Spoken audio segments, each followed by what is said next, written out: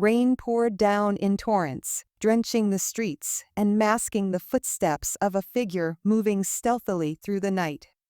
The dim light of a street lamp flickered, casting eerie shadows on the wet pavement. Inside a luxurious but eerily quiet suburban home, Mark sat in the darkened living room, his heart pounding in his chest.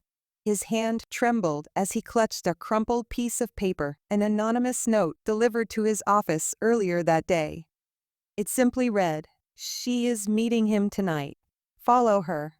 Mark's mind raced with thoughts he didn't want to entertain.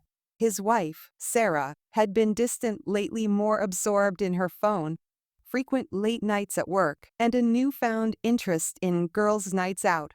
But he had dismissed his fears as baseless paranoia, until now. The front door creaked open, and Sarah stepped inside, drenched from the rain.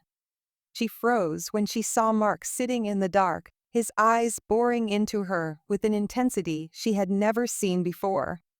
"Mark, what are you doing up?" she asked, trying to sound casual, but failing miserably as her voice quivered. "Where were you, Sarah?" Mark's voice was low, dangerously calm.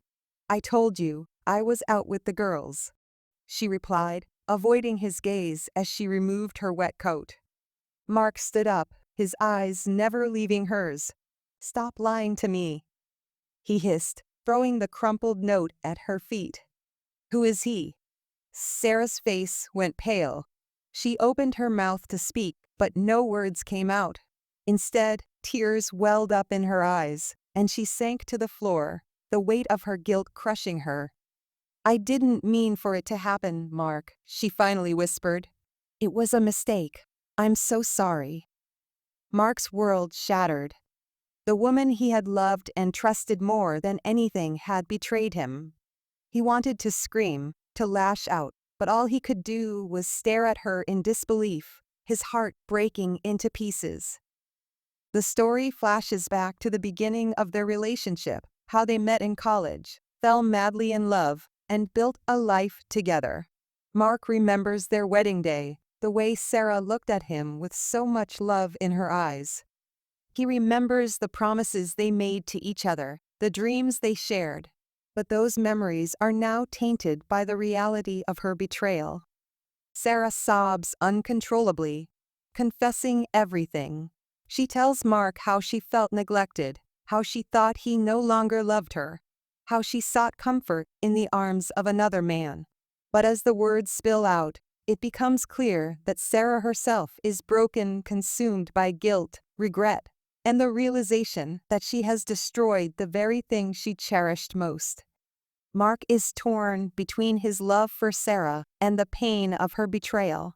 He wants to forgive her, to hold her and tell her everything will be okay, but the wound is too deep. The trust they once had is gone, and he doesn't know if it can ever be repaired. In the final moments, Mark makes a heartbreaking decision. He tells Sarah that he needs time to think, to heal, and that she should leave. The words cut through the silence like a knife, leaving both of them devastated. As Sarah packs her things, Mark watches, tears streaming down his face. He wants to stop her, to take it all back, but he knows that things can never go back to the way they were. As the door closes behind her, Mark collapses onto the floor, sobbing uncontrollably. The love of his life is gone, and he is left alone, drowning in his sorrow. The rain continues to fall outside, echoing the tears that stream down Mark's face. He sits in the darkness, haunted by memories of what once was, and the painful reality of what now is.